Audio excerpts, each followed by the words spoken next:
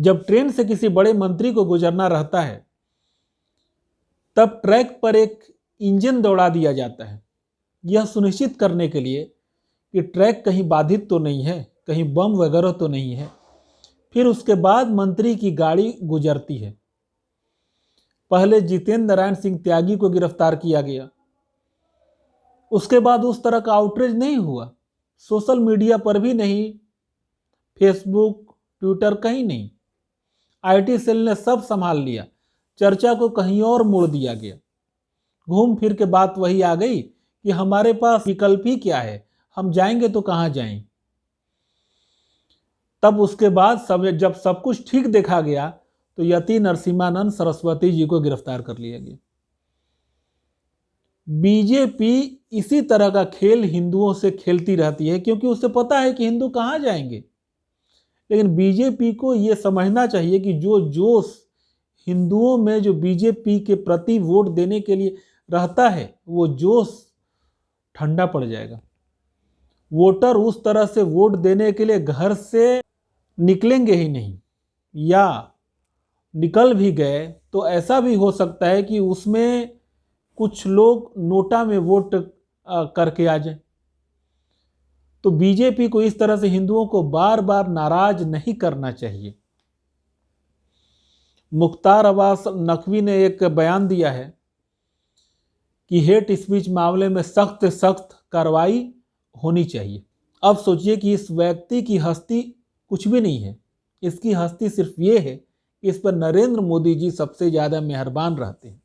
ये चुनाव जीते चाहे मत जीते, इसको राज्यसभा से एंट्री करवाई जाती है, इसका संसद में आना पक्का रहता है और बीजेपी की सरकार रहती है तो मंत्री भी बनना इसका पक्का रहता है।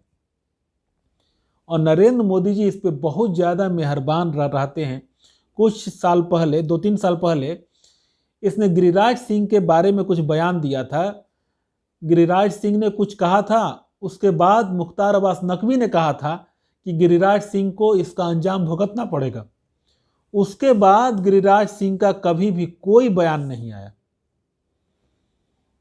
मतलब ये व्यक्ति मोदी जी को कंट्रोल करता है। तब जब इस तरह का जिहादी जब तक बीजेपी में है तब तक आप बीजेपी से हिंदू हितों से भरा कोई कार्य नहीं करवा सकते। जब तक ये मंत्रिमंडल में है तब तक आप समझ जाइए कि बीजेपी हिंदुओं के साथ इसी तरह से करती रहेगी। जब किसी भी मंत्री ने यति नरसिम्हानंद सरस्वती जी के गिरफ्तारी के बाद कुछ भी नहीं कहा तो इसको बोलने की जरूरत क्यों पड़ी? वास्तव में ये बोला नहीं है, इससे बुलवाया जाता है। बीजेपी का शीर्ष नेतृत्व चाहता है कि हिंदुओं का गुस्सा योगी जी पे जाए और या तो योगी जी चुनाव बुरी तरह से हार जाएं या अगर जीते भी तो बहुत कम अंतर से जीतें। मोदी जी अपने कॉम्पिटिटर को रहने ही नहीं देते हैं। गुजरात में जब से मोदी जी रहे हैं क्या कोई भी गुजरात से लीडर खड़ा हुआ है? और जब से मोदी जी प्रधानमंत्री बने हैं क्या मोदी जी के अलावा क्या कोई दूसरा दिखाई पड़ता है? आपको दिखाई पड़ेंगे केवल योगी जी।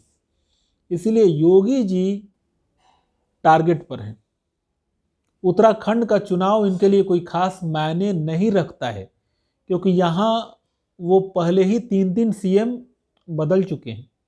इनके टारगेट पर हैं योगी जी।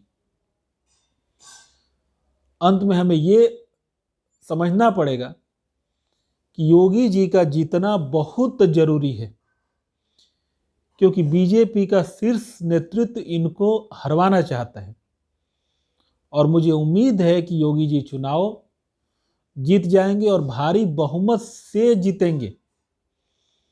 और योगी जी जैसे ही चुनाव जीतेंगे तब मोदी जी इसका क्रेडिट लेने के लिए आगे आ जाएंगे। वे हर हालत में योगी को इसका क्रेडिट नहीं लेने देंगे।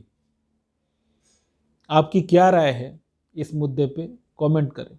आप सबका आभार।